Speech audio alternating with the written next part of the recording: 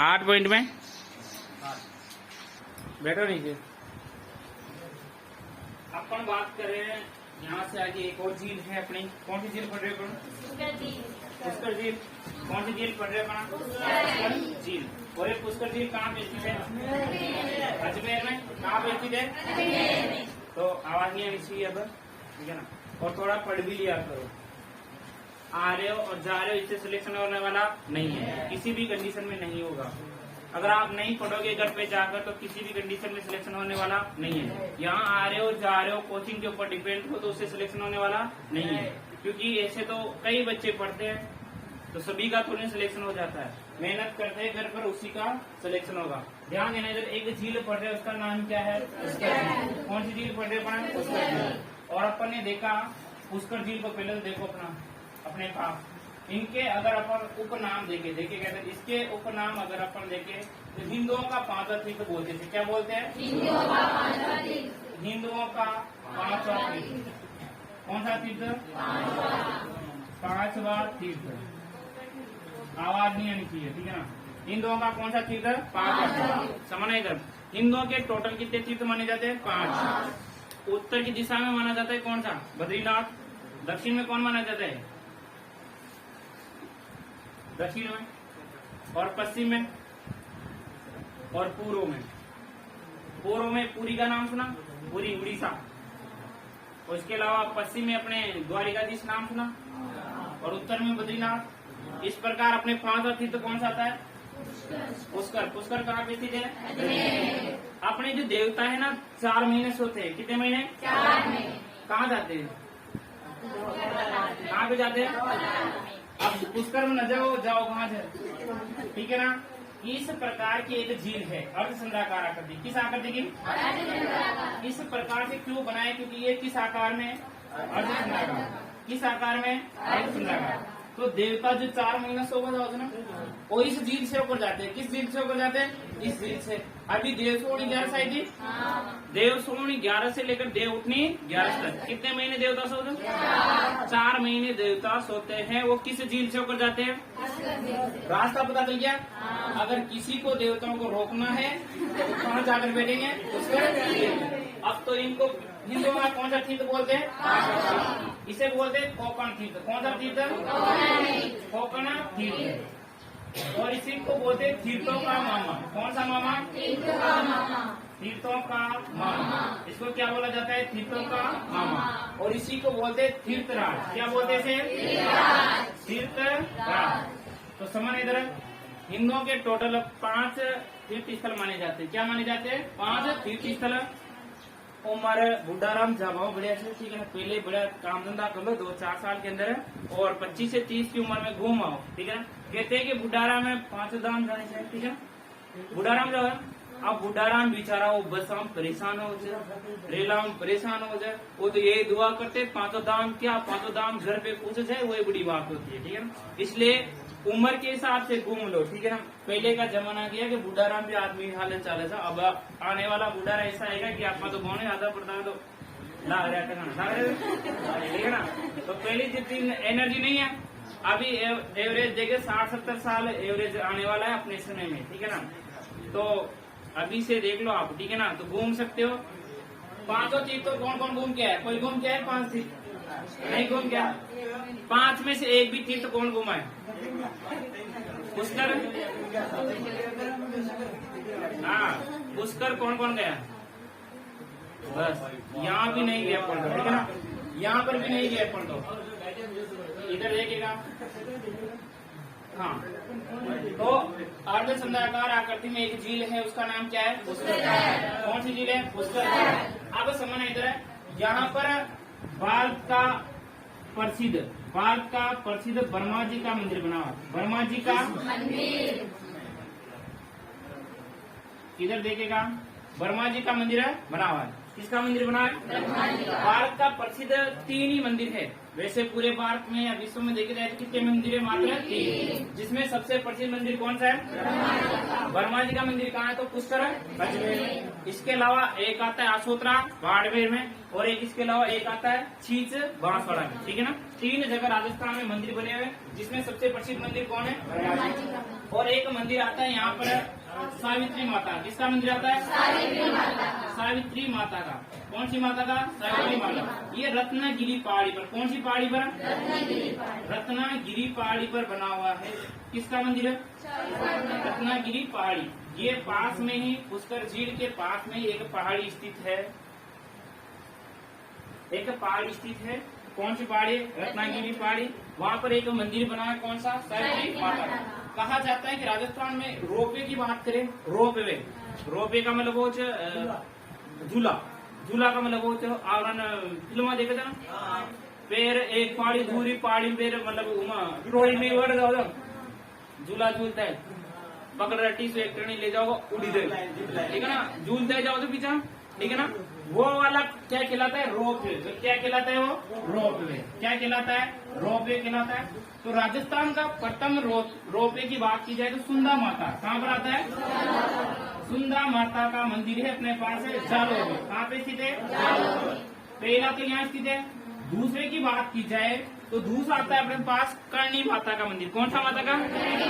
अब वो देश नौकला नहीं, उदयपुर में। कहाँ पर? उदयपुर। करणी माता का मंदिर बना हुआ है उदयपुर में। वहाँ पर राजस्थान में कौन सा रोपवे? दूसरा। और अपने बात की जाए तो राजस्थान का तीसरा रोपवे कहाँ पर बनाया था? सावित्री माता। सावित्री माता के पास बस आराम से आपका एक झूला, ठीक है ना। ये कौन सी झील है? पुष्कर झील, ठीक है ना। पुष्कर झील में अगर देखी जाए तो इसके बारे में कई मान्यता प्राप्त है। कई तो कहते हैं कि यहाँ पर ब्रह्मा जी के द्वारा पुष्प गिराया गया था। क्या गिराया था? पुष्प गिराने के चक्कर में क्या पुष्प की वजह से क्या निकल कर आया यहाँ से झील। कौन सी झील है? पुष्कर झील। और कई कहते हैं कि यहाँ पर पुष्करना ब्राह्मणों के द्वारा इस झील का निर्माण करवाया। क्या नाम है इसका? मनोज के पास वाला, हाँ परमेश्वर, मतलब बोलता ही रहता है। फिर जब समझा रहे तो ध्यान यहाँ रहना चाहिए। 3 बार देख लेना। बैठ नीचे, इधर समझना। तो कौन सी पहाड़ी है?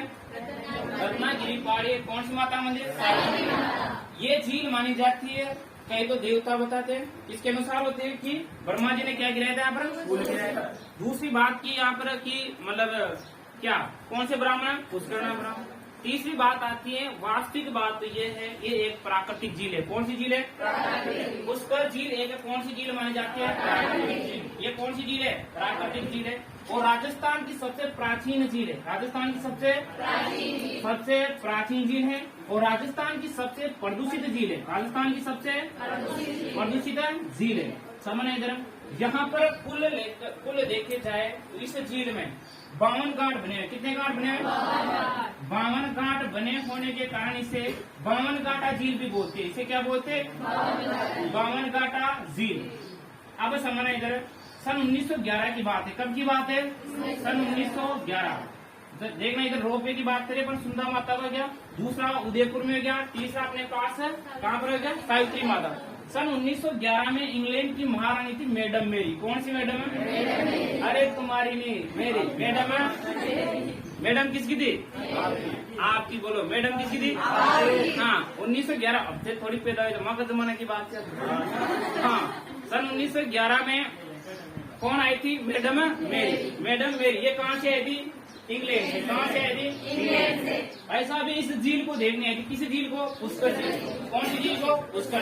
ये राजस्थान की सबसे पवित्र झील है। कौन सी झील है?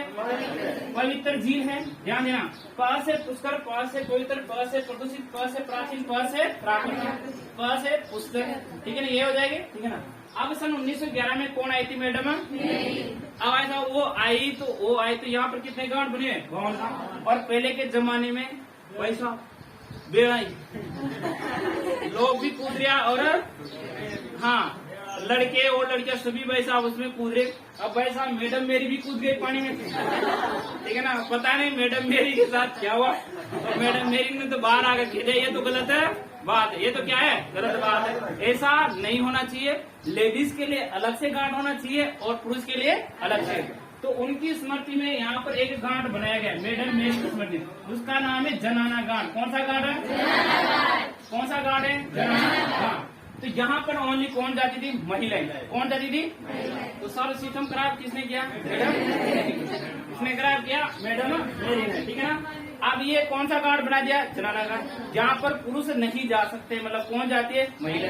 अब यहाँ पर जिंदे नहीं जा सके, परंतु मरने के बाद तो चले गए, कौन, महात्मा गांधी। कौन चले गए, महात्मा। इनसे जीवित तो नहीं जा सके, पर मरने के बाद इनकी अस्थियों को कहाँ पर विसर्जित किया गया, जनाना घाट। कौन से घाट में, जनाना। इसलिए इस घाट का नाम क्या रख दिया गया, महात्मा गांधी घाट। कौन सा घाट रख दिया, महात्मा गांधी।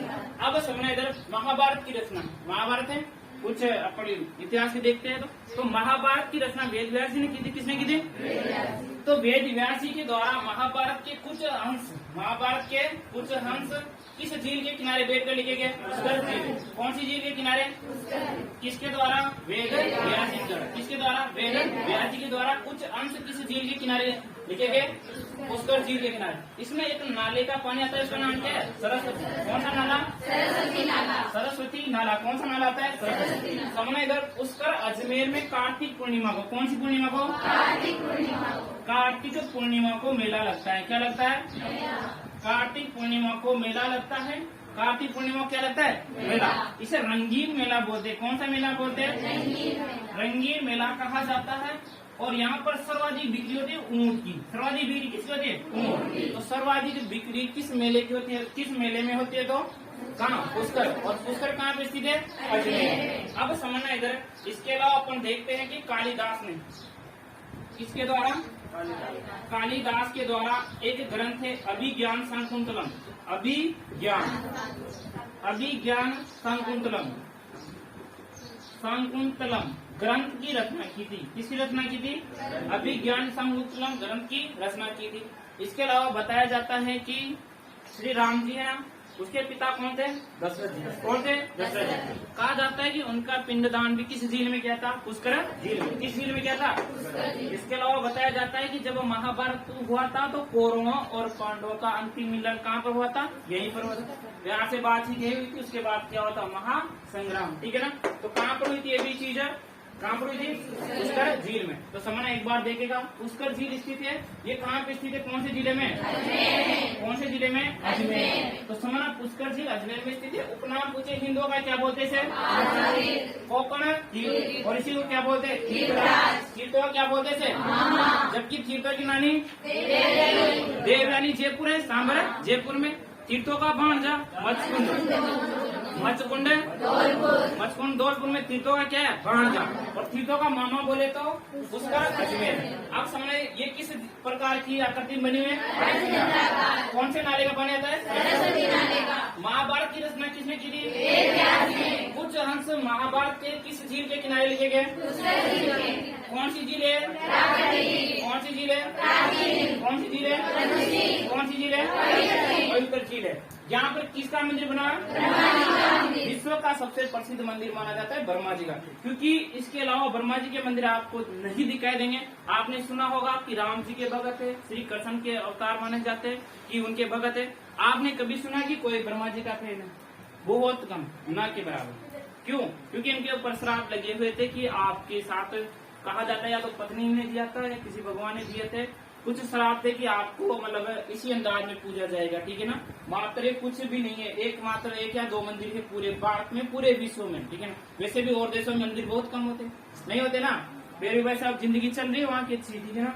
अपने भारत में सर्वाधिक मंदिर है, उसमें से ब्रह्मा जी के मंदिर 2-3 ही है। एक तो कौन सा है अपने पास, पुष्कर में। दूसरा आता है आसोतरा, बाड़मेर। तीसरा आता है चीज है बांसवाड़ा। इधर समझना, यहाँ पर कौन सी पूर्णिमा मेला लगता है, उसे कौन सा मेला बोलते हैं, किसकी बिक्री होती है, यहाँ पर एक मंदिर बना है और एक और मंदिर आता है वराह मंदिर। कौन सा मंदिर आता है, राजा आनाजी के द्वारा एक मंदिर का निर्माण करवाया। कौन सा मंदिर है, वराह अवतार माना जाता है। वराह अवतार जिसे बामन अवतार बोलते हैं, छोटा सा अवतार, ठीक है ना। वो कौन सा अवतार था, वराह अवतार, ठीक है ना।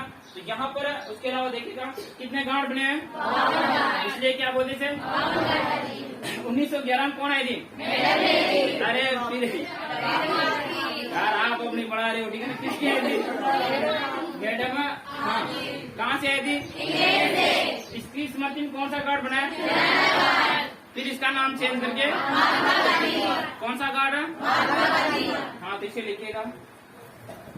कहाँ तक लिख लिया था अपन ने,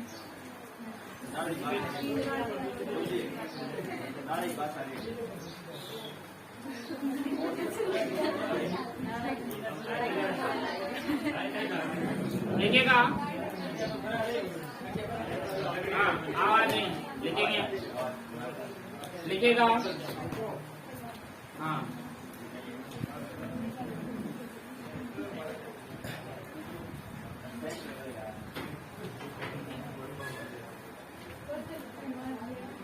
लिखो। इन नाम लिख लेते, उपनाम। प्राकृतिक झील है, प्राचीन झील है, उसके अलावा लिख ले, लिखेगा?